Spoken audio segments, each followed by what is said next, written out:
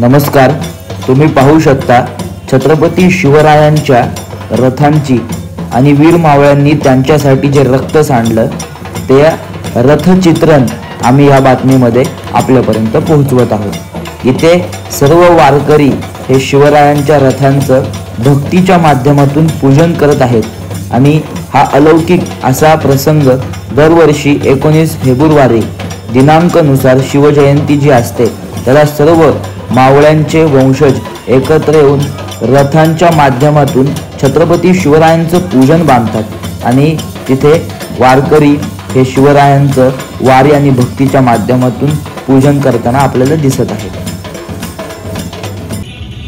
अशीच ही शिवजयंती साजरी केली जाते ती मर्दानी खेळ सादर करून आणि हा अवघा चिमुकला काही वय त्याचं वाढलं सुद्धा नाहीये आणि किती सुंदर लाटेकाठी सादर करतोय हे पण आपण बघू शकतो।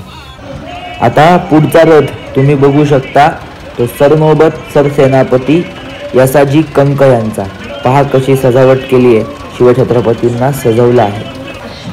पुढचा रथ तुम्ही बघू शकता सुभेदार नरवीर तानाजीराव मालुसरे यांचा। गडाला पण सिंह गेला अशाच करारी आणि अत्यंत बाणेदार मूर्तीमध्ये तानाजीराव मालुसरे त्यांच्या रथावरती सजले आहेत।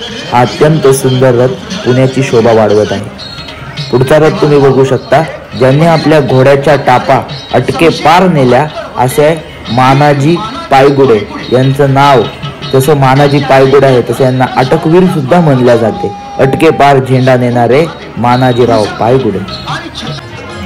पुढचा रथ तुम्ही बघू शकता ते कोंडे देशमुख आणि या कोंडे देशमुखांची कुलस्वामिनी सुप्रसिद्ध आहे, तिचीच प्रतिमा या रथावरती उभारली आहे, ती म्हणजे शिवरायांच्या मागे, ती आपण बघू शकतो। पुढचा रथ तुम्ही बघू शकता तो सरदार ढमढेरे यांचा। छत्रपती शिवरायांना फुलांची आस इथे दाखवलेली आहे आणि सरदार ढमढेरे यांच्या कपाळावरचं शिवगंध आणि करारीपणा तुम्ही बघू शकता। पुढचा रथ आहे तो सरदार पिलाजीराव सणस यांचा।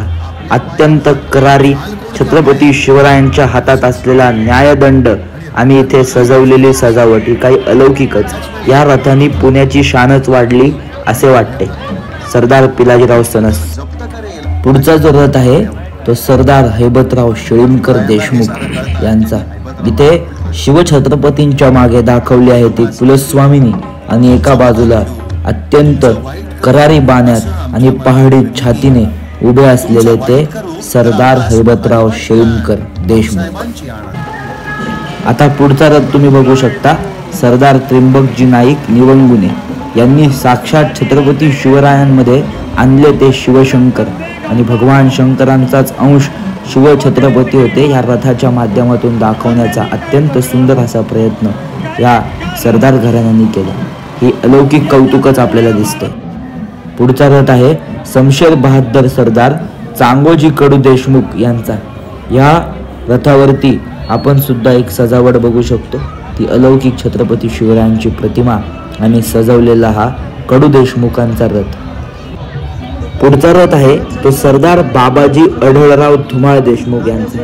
यांनी रथाची सजावट ही शिवमुद्रेत केलेली आहे आणि ही शिवरायांनी हातात धरलेली न्यायदंड धारण केलेली मूर्ती काही अलौकिकच इथे आपल्याला दिसून येते। पुढचा रथ आहे तो सरदार सूर्यराव काकडे यांचा। सूर्यराव काकड्यांचा इतिहासच काही वेगळा आहे। त्यांनी शिवछत्रपतींच्या स्वराज्याच्या रक्षणासाठी अंगावर घेतली ती तोफ, प्रत्यक्ष तोफ आणि साल्हेरच्या युद्धामध्ये जळून खाक झाले, म्हणून आज त्यांचा रथ शिवछत्रपतींसोबत आपल्याला दिसू शकतो। पुढचा रथ आहे तो श्रीमंत राजे घोरपडे प्रतिष्ठान यांचा। यांनी उभारलेली सजावट आणि यांचा तो बाणेदारपणा, सरदारीपणा आजही या रथात आपल्याला दिसू शकतो आणि राजे घोरपडे यांची अत्यंत सुंदर मूर्ती। पुढचा रथ आहे तो सरनोबत थोपटे सरदार यांचा। यांची उभारलेली मूर्ती, दोन्ही हातात घेतलेल्या तलवारी आणि तो करारीपणा काही अलौकिकच दिसून येत आहे। राजगड सरनोबत सिदोजी थोपटे। पुढचा रथ आहे तो झुंजारराव मरळ यांचा।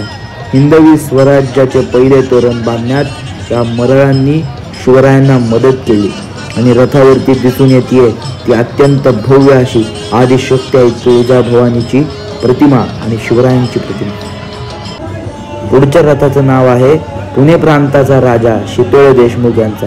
यांनी सुद्धा अत्यंत बाणेदारपणे रथ उभारलेला दिसतो आणि हातात छत्रपती शिवरायांनी धारण केलेली वेगळीच तलवार आपल्याला या रथावरती दिसून येते. अत्यंत सुंदर असा रथ हा सजवलेला आहे. पुढचा रथ आहे तो श्रीमंत माने सरकार. यांनी स्वराज्यामध्ये बहुत मोलाचे असे योगदान दिले आणि ह्या श्रीमंत माने सरकारांच्या रथावरती आपल्याला दिसतीये की रघुकुल परंपरा, शिवछत्रपती रघुकुळातले होते म्हणून त्यांच्या मागे उभारली ही भव्य श्रीरामांची प्रतिमा. पुढचा रथ आहे तो स्तूपशास्त्राचे अभियंते हिरोजी इंदलकर. सेवेचे ठाई तत्पर हिरोजी इंदलकर. शिवरायांना गड किल्ल्यांमध्ये सजवणारे हे हिरोजी इंदलकर यांनी उभारली आहे फुलांच्या अंबारीत छत्रपती शिवरायांची अशी अलौकिक बाणेदार मूर्ती. हिरोजी इंदलकरांचा रथ हा पुण्याची शोभाच वाढवणारा होता.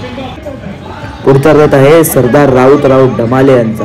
छत्रपती शिवरायांची अत्यंत सुंदर काळ्या पाषाणासारखी दिसणारी ही अश्वरूढ मूर्ती आणि मागे उभी केली ती वारकरी परंपरा. सरदार राऊतराव ढमाले प्रतिष्ठानचा हा रथ वारी आणि शक्तीचं संगम दाखवणारा रथ होता, अलौकिक रथ. पुढचा रथ आपण पाहू शकतो तो श्रीमंत गायकवाड सरकार यांचा. यांनी शिवछत्रपतींची उभारलेली मूर्ती आणि रथावरचं आकर्षक नाव हेच त्यांच्या घराण्याचा इतिहास सांगून जातो. क्षत्रिय कुळाचा अभिमान वाढवणारा हा क्षत्रिय राजपुतांचा रथ शिवरायांना सुद्धा सामावून घेत आहे आणि पुण्यामध्ये ही क्षत्रियांची परंपराच उभी राहिली. पुढचा रथ आपण पाहू शकतो तो श्रीमंत राजे पवार घराणे यांचा. आणि या रथावरती सर्वात आकर्षण आपल्या छत्रपती शिवराय म्हटल्यानंतर असतं ते म्हणजे शस्त्र आणि मराठ्यांनी वापरलेल्या प्रत्येक शस्त्राचं प्रतिबिंब या रथावरती त्यांनी उभारलं आहे. काही अलौकिकच ह्या पवार घराण्यांनी दाखवलेल्या या रथामध्ये आपल्याला दिसून येते. दिल्लीवीर महादजी शिंदे यांचा आपण हा रथ बघू शकतो. अत्यंत भव्य आणि अशी रुबाबदार मूर्ती आपल्याला रथावरती दिसून येते. महादजी शिंदे यांनीच दिल्ली काबीज केली आणि मराठ्यांचा तगडा संपूर्ण महाराष्ट्राला आणि भारत देशाला दाखवला. पुढचा रथ आहे तो तापकीर घराण्याचा. यांनी शिवरायांना भक्तीच्या मांडियाळीत नेऊन ठेवले आणि अत्यंत सुंदर अशी सजावट या तापकीरांनी केलेली आहे. पुढचा रथ आहे तो वीर सरदार मालोजी भिलारे स्वराज्य रथ. सिंह, हत्ती, छत्रपती शिवराय आणि आदिशक्ती आई तुळजाभवानीचा सजलेला असा हा अलौकिक रथ आपल्याला पुण्याची शान वाढवताना परत दिसतोय. पुढचा रथ आहे सरदार महादजी हरपळे. पानिपत वीर यांना म्हणत असत आणि अत्यंत भव्य अशी मोठी तोफ इतिहासाची साक्ष दाखवणारा हा रथ काही अलौकिक आहे. आणि मागे शिवरायांची काळ्या पाषाणावरती असलेली मूर्ती, उधळलेला घोडा असा एक बाणेदार रुबाब आपल्याला दाखवतोय हा रथ सरदार महादजी हरपळे, सरदार दादाजी हरपळे.